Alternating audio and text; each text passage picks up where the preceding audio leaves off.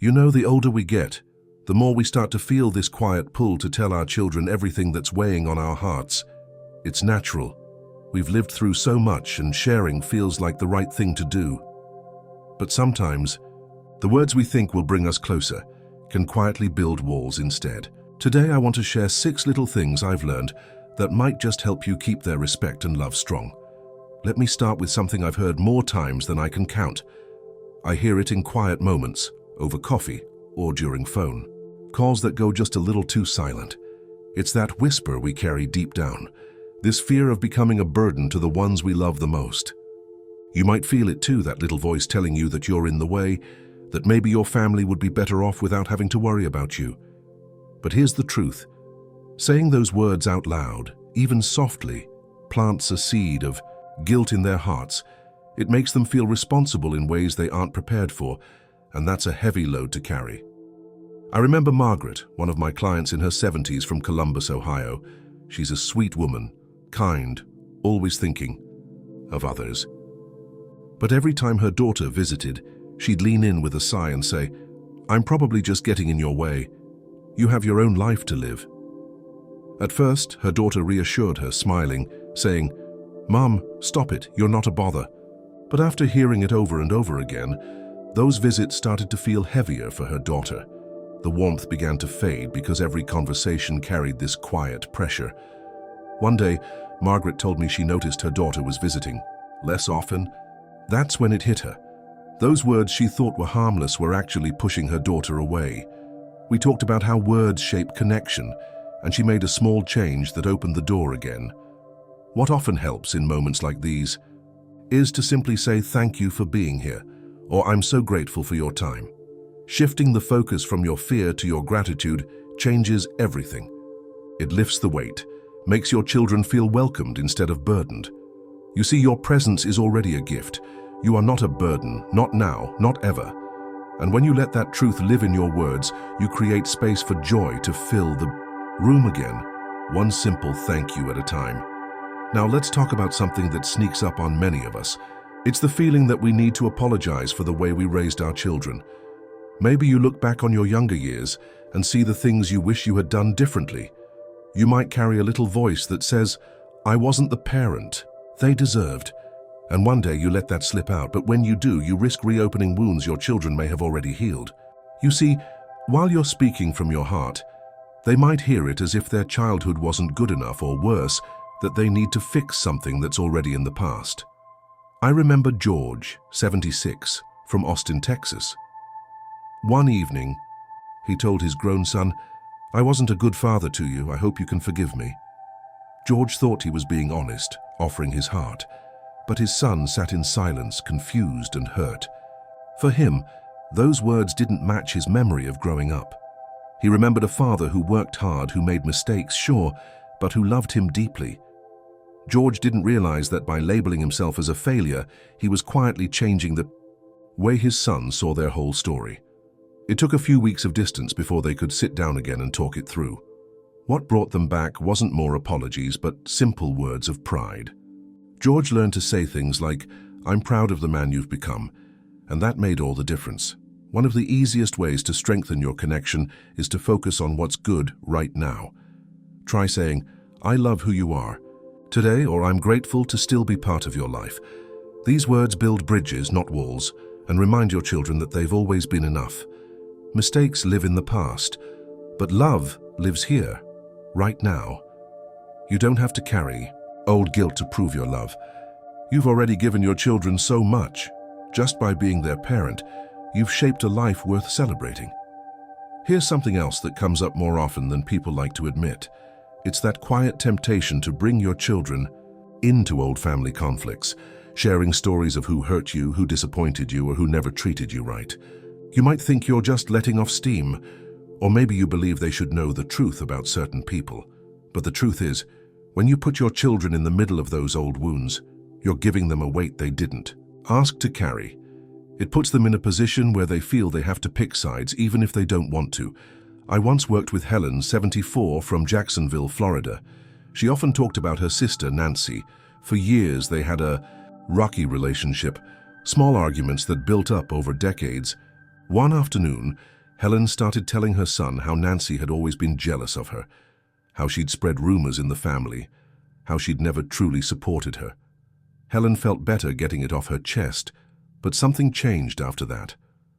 Her son stopped calling his Aunt Nancy, even though they had always been close.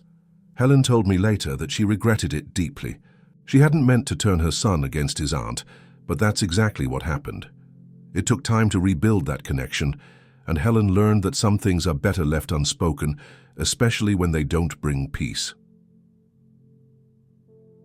One of the kindest things you can do for your children is to let them build their own relationships free from your old battles. When you feel tempted to share those stories, try saying instead, "I'm glad you have a good relationship with them." It shows your children that you trust them to navigate their own connections. Your children deserve the freedom to love without guilt, and you deserve the peace that comes from letting go of old stories. The past doesn't have to define today. You can choose to give your family the gift of a lighter heart, starting right now. Let me share another thing that quietly slips into conversations without us realizing how heavy it sounds. It's when we start talking about all the things that might go wrong: our health, our money, our future. You might say things like, "I don't know how much longer I can do this," or "I don't know what will happen to me if things get worse." And while you might think you're just being honest, what your children hear is fear without hope. It can leave them feeling powerless, unsure of how to help, and afraid of losing you sooner than they're ready. I remember Bob, 72, from Sacramento, California.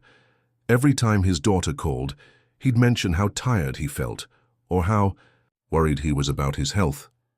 He'd say, "What's the point? I'm just getting weaker every day."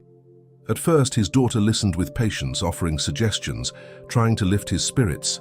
But after a while, those calls started to feel like a weight she couldn't carry. She told me later that she started dreading the phone ringing, afraid she wouldn't have the right words to comfort him. Bob didn't realize that what he thought was sharing had become a kind of silent pressure on his daughter's heart. When we talked about it, he decided to try something new, adding a little hope to his words, even when things felt hard. 1. Of the simplest ways to do this is to be honest, but finish with something positive. You might say, "Some days are tough, but I'm doing my best," or "I'm not feeling great today, but I'm still looking for little things that bring me joy." It gives your children permission to breathe and stay connected without fear. Hope is a quiet light even in hard times. You can carry it in your words, share it with your family, and remind them and yourself that every day still holds something worth looking forward to. There's something I've heard in so many living rooms, whispered between coffee cups, or spoken with a tired smile at family dinners.